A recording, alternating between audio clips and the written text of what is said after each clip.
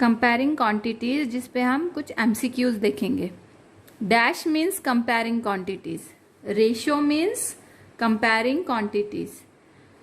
Second, in terms of ratio this 1:4 read as 1:4। इसको क्या पढ़ेंगे? 1:4।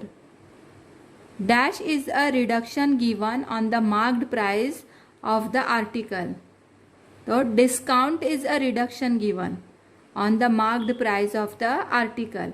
अगर एक आर्टिकल है, कोई प्रोडक्ट है, कोई आइटम है और उसकी मार्क्ड प्राइस में कमी करके हमें दे रहा है, कम करके दे रहा है, तो जो हम अमाउंट दे रहे हैं सेल प्राइस, तो जो हमें कम कर रहा है वो डिस्काउंट है। तो discount is a reduction given on the marked price of the article. Discount is equal to marked price minus sale price. अगर कोई चीज 12 रुपीज की है और सेल प्राइस 10 रुपीज है, तो डिस्काउंट कितना हुआ? 2 रुपीज हो गया। Dash is charged by the government on the sale of an item.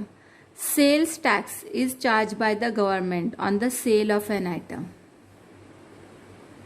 Another type of tax which is included in the price is known as VAT or value added tax. दूसरा जो tax का type रहता है, जो prices में include होता है, हुआ रहता है, तो उसे बोलते हैं value added tax. Cash is the extra money paid by institutions like banks or post offices on money. Interest जो दिया जाता है वो एक्स्ट्रा मनी होता है, जो हमें बैंक या पोस्ट ऑफिस देती है, जो हमारी प्रिंसिपल अमाउंट पे रहती है, उसे कहते हैं इंटरेस्ट।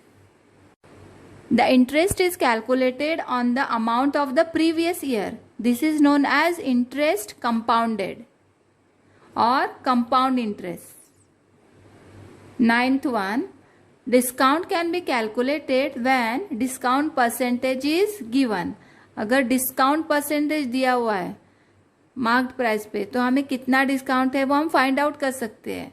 20% डिस्काउंट मिला, 100 रुपीज की चीज है, तो हम उस पर डिस्काउंट मालूम कर सकते हैं। 20% मीन्स 20/100 ऑफ मार्क्ड प्राइस है वो 100 रुपीज की, तो 100 गेट कैंसल, यानी कि उसमें 20 रुपीज ऑफ मिले, ऑफ हुआ यानी डिस्काउंट मिला।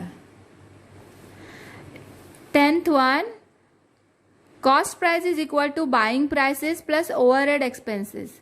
अगर हम कोई चीज खरीदते हैं तो उसकी जो प्राइस रहती है वो बाइंग प्राइस रहती है, लेकिन उसको लाने का खर्चा, तो उसको अगर कोई सेकेंड हैंड कोई खरीदता है और उसको रिपेयर करने के लिए जो चार्ज लगता है वो ओवरहेड एक्सपेंसेस रहता है।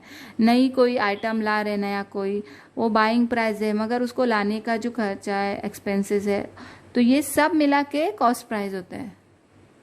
11th one, GST stands for goods and services tax and is levied on supply of goods और सर्विसेज और बोथ, दोनों।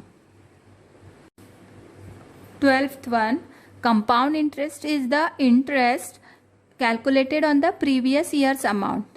A is equal to P plus I. ये जो A है amount at the end of after 1 year और 2 years जो भी है, is equal to principal amount plus interest. Amount when interest is compounded annually, इसका फॉर्मूला क्या होगा? P into 1 plus R upon 100 raised to power N, जहां पर P जो है वो प्रिंसिपल अमाउंट जो हम रखते हैं पहले, और R जो है is the rate of interest, कितने रेट से वो लोग इंटरेस्ट दे रहे हैं, 10% से या 8% से, ये जो है रेट ऑफ इंटरेस्ट रहता है। And N is the time period, कितने टाइम के लिए रखा जा रहा है। Amount when interest is compounded half yearly, तो इसका फॉर्मूला हो जाएगा is equal to P into 1 plus R upon 200 raised to power 2n। तो R upon 2, यहाँ पे जो है रेट ऑफ इंटरेस्ट जो भी है उसको हाफ करेंगे, क्योंकि हाफ ईयरली कंपाउंड करना है इंटरेस्ट, एंड 2n, तो अगर 1 साल के लिए है तो उसमें हाफ ईयरली मीन्स 2 6 मंथ्स होते हैं, तो 1 का 2 पार्ट हो जाएंगे, 2 हाफ हो जाएंगे, तो 2n is equal to number of half years 2. Cost price plus profit gives selling price. 16 selling price minus profit. अगर हमने 15 रुपीज़ की बुक है और उसे 18 रुपीज़ में बेच रहे हैं तो 18 रुपीज़ उसका सेलिंग प्राइस हो जाएगा. प्रॉफिट हमें 3 रुपीज़ का मिला है तो 18 माइनस 3, तो उससे हमें 15 जो है ये हमारी कॉस्ट प्राइस हो गई. 17 प्रॉफिट परसेंटेज और loss percent is calculated on cost price. जो भी हमारी कॉस्ट प्राइस रहती है उसके ऊपर समझता है कि क्या हम प्रॉफिट कितना परसेंट हुआ और लॉस कितना परसेंट हुआ, ये कॉस्ट प्राइस पे फाइंड आउट किया जाता है. 18 VAT is always calculated on selling price. VAT जो है वो सेलिंग प्राइस पे कैलकुलेट होता है. 19 discount percentage is equal to discount upon mark price into 100. 20 the time period after which the interest is added each time to form a new principal is called the conversion period.